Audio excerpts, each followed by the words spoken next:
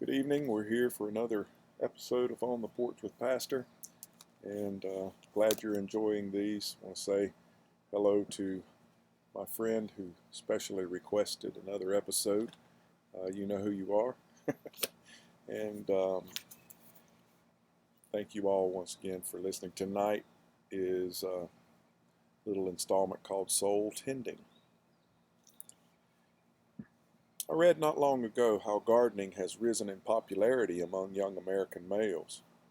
The article quoted a sociologist who attributed this to the male's need to nurture. I thought we were doing it to get out of cleaning the house. I got serious about gardening the summer my first son was born. Somehow the bulb companies found out and began sending me their catalogs. I ordered a few things and once actually got what I ordered. 60 starts of myrtle, which the catalog described as a robust,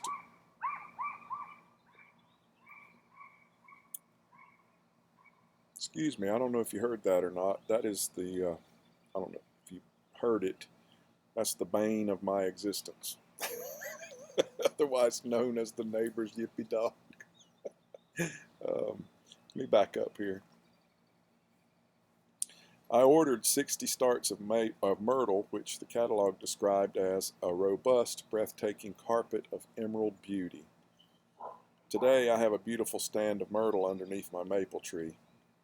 Found it in the woods when I was throwing away the dead myrtle I'd gotten from the bulb company.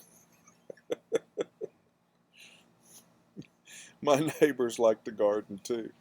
They not only have beautiful flower beds, their yards are exquisite. My dandelions blow into their yard, so they've been encouraging me to kill them. But I don't want to. I like to think of my yard as a melting pot. Everything is welcome. All the huddled weeds yearning to breathe free. I consider it a place of sanctuary, a symbol of Christ's welcoming inclusivity. Besides, every fall my neighbors' leaves blow into my yard, and this is my only way to pay them back. I have 2 flower beds in my yard. One is in the middle of the backyard.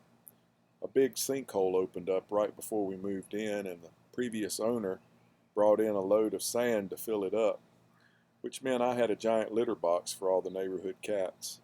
So one day I built a stone border, brought in a load of topsoil, and planted a tree and flowers. Now it's so pretty the cats bring their friends.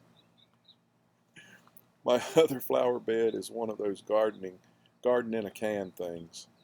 When I bought it, I had visions of crisp lace curtains blowing in a July breeze and old clay jars filled to overflowing with wildflowers, like you see in the magazines at the checkout counter. The can promised 300 square feet of lush, radiant beauty. It said that in big print.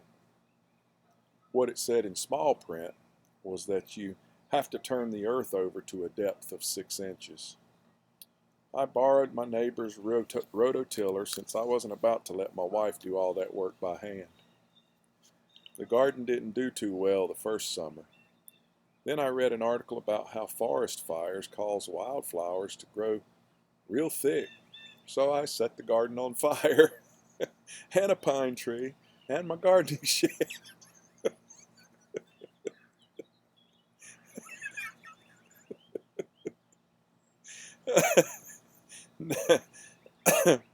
Now I know what people mean when they say gardening can be expensive.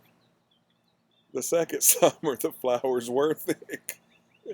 When they reached their peak, I cut them and brought them inside, dug the clay jars out of the basement, opened up the windows so the lace curtains would blow, woke up the next morning and those flowers had gone to the great flower bed in the sky, wilted and bent and sticky with death. Elton Trueblood talked about how we're a cut flower world. We sever things from their life source and expect them to flourish. And we cut ourselves off from God and are dismayed when our lives wilt and fade. We spend so much time chasing after the baubles of the world. We're bankrupt when it comes to the treasures of the holy. We want joy and beauty, but we want them without having to stay connected to the one who gives them. So we look for them in the world, but come up empty-handed and empty-hearted. If it's lasting beauty we seek, we're simply going to have to spend as much time tending our souls as we do tending our yards. What a timely installment for tonight.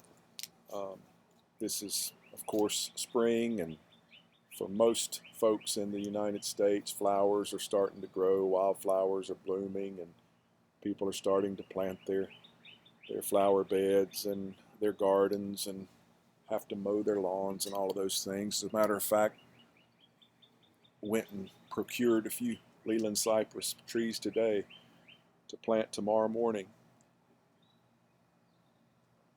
But I like the point of the story, which is that we need to stay connected to our source.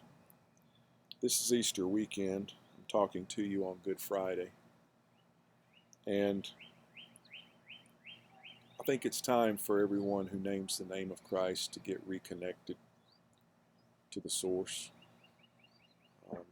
Find you a place of fellowship this weekend with other worshipers and believers in Christ, and worship and honor the rightful coming King. You need it, and He deserves it. He's coming soon, so eyes to the skies.